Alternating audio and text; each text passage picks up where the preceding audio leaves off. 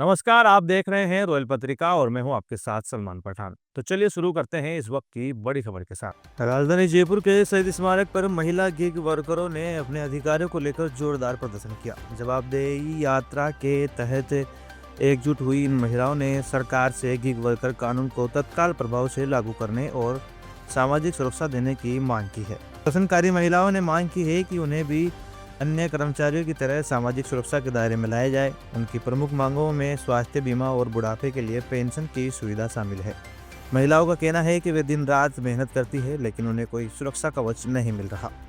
आंदोलनरत महिलाओं ने गिग वर्करों के लिए एक अलग कल्याण बोर्ड के गठन की मांग भी पुरजोर तरीके से उठाई है।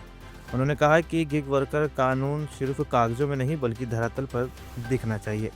प्रदर्शन के दौरान महिलाओं में काफ़ी आक्रोश देखा गया। उन्होंने हक चाहिए अब नहीं रोकेगी लड़ाई के नारे लगाते हुए स्पष्ट कर दिया है कि जब तक उनकी मांगें पूरी नहीं होती और कानून सख्ती से लागू नहीं होता उनका आंदोलन जारी रहेगा।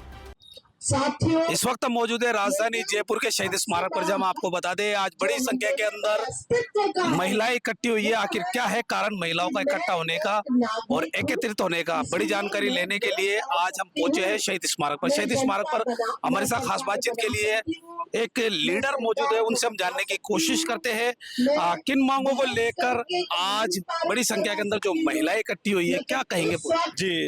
नमस्कार, मेरा नाम शकील है और मैं अभियान का एक साथी हूँ। तो हमारी जो चार मुख्य मांग है, एक तो सबसे बड़ी मांग जो हमारी जो पिछले 16 साल से हम कर रहे हैं कि सरकार जवाबदेही कानून पारित करे, लागू करे, जिससे कि अधिकारी कर्मचारियों की जवाबदेही तय हो। दूसरी जो तीन जो और मांग है, राजस्थान जो पिछली सरकार थी 3 कानून लेके आई थी जो जनहित के सामाजिक सुरक्षा से जुड़े हुए कानून थे।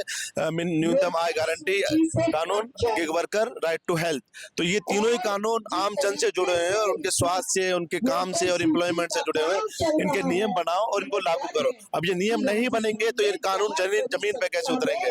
तो ये हमारी मांगे हैं और अलग अलग तरीके की और समुदाय वाय मुद्दे वाय हमारी मांगे, लेकिन 4 जो हमारी बड़ी मांगे कि ये जवाबदेही कानून पास हो और 3 कानूनों के नियम बन के लागू। मान लीजिए कानून लागू होता तो बड़े लाभों में से एक लाभ बताइए, कौन सा अच्छा लाभ है? जी, जवाबदेही कानून अगर लागू होता है उसका सबसे बड़ा जो लाभ है आम जन को होगा। उनके काम समय पे होंगे। अधिकारी कर्मचारियों का एक जॉब चार्ट होगा कि इनका ये जॉब चार्ट है, क्योंकि आप देखते हैं कि नरेगा में जो मजदूर काम करता है, आप सबसे अंतिम व्यक्ति की बात करें, नरेगा में मजदूर जो काम करता है सबसे अंतिम व्यक्ति है। वो नरेगा में काम जब शुरू करता है तभी से उसका स्ट्रगल चालू होता है और काम जब खत्म करता है तब तक उसका स्ट्रगल चलता रहता है। और उसकी उसमें 2 बार हाजिरी होती है। उस मजदूर की तनख्वाह क्या है, मानदेय क्या है, मजदूरी क्या है, 281 और उसकी 2 बार हाजिरी होती है ऑनलाइन, सुबह भी और शाम को।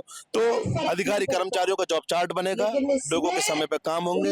अगर वो काम नहीं कर रहे तो उन पे कार्रवाई होगी।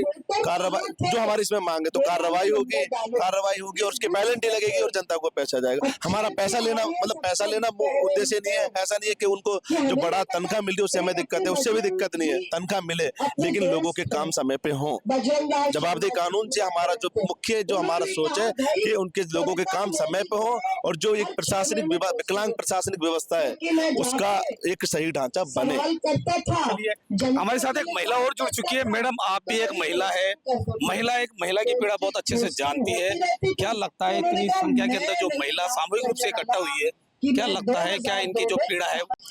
हाँ, तो महिला इकट्ठी हुई है क्योंकि एक जो मनरेगा का काम चलता है उसके लिए महिला के लिए बहुत लाभदायक है, क्योंकि बाहर कारखानों ईंट भट्टों पे महिला बहुत कम काम पे जाती है, घर से बाहर नहीं निकल पाती है। तो नरेगा में भी कि मतलब उनको समय पे काम नहीं दिया जाता है, आवेदन की रसीद नहीं दी जाती है। अगर काम मिल गया तो काम का मानदेय नहीं मिला जाता है, काम की नकदी ढंग से नहीं हो पाती है।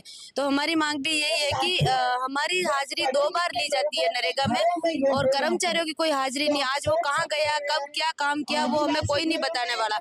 हमारी कोई शिकायतें होती है तो कोई नहीं सुनता। जिला स्तर तक हम लड़ते हैं, लड़ने की कोशिश करते हैं, लेकिन हमें कोई जवाब समय पे नहीं मिलता। अगर मान लीजिए कानून लागू होता है तो रोजमर्रा की जिंदगी में क्या असर पड़ने वाला है? हाँ, अगर कानून लागू होता है तो रोजमर्रा की जिंदगी में ये असर पड़ेगा, क्योंकि कर्मचारी है जो उनका काम समय पे कर पाएंगे। क्योंकि हम जो दफ्तरों के बार चक्कर लगाते हैं एक हस्ताक्षर के लिए, वो समय पर हो पाएगा हमारा काम मजदूरों का भी, और मजदूरों का समय भी बचेगा और वो दूसरी जगह मजदूरी भी कर पाएगी। क्योंकि उनको एक हस्ताक्षर के लिए 4 बार एक दफ्तर के लिए जाना पड़ता है और उनका काम का भी नुकसान होता है, क्योंकि मजदूर रोजमर्रा के काम के लिए रोज भाग दौड़ करते हैं। तो एक ही दिन में काम हो जाएगा तो मजदूर मजदूर को भी समय पे काम मिलेगा, उनको संतुष्टि मिलेगी और वो क्या आज क्या ज्ञापन दिया जाएगा आपकी ओर से? जी किसको ज्ञापन देंगे? राजस्थान सरकार को राजस्थान सरकार को ज्ञापन देंगे। आप पूछेंगे, सीएमओ पूछेंगे आज? वो हमारे जो प्रतिमंडल बना था वो सचिवालय में गए और बातचीत करके आए। फिलहाल इस खबर में इतना ही। देश और दुनिया की तमाम बड़ी खबरों से अपडेट रहने के लिए देखते रहिए रॉयल पत्रिका। धन्यवाद।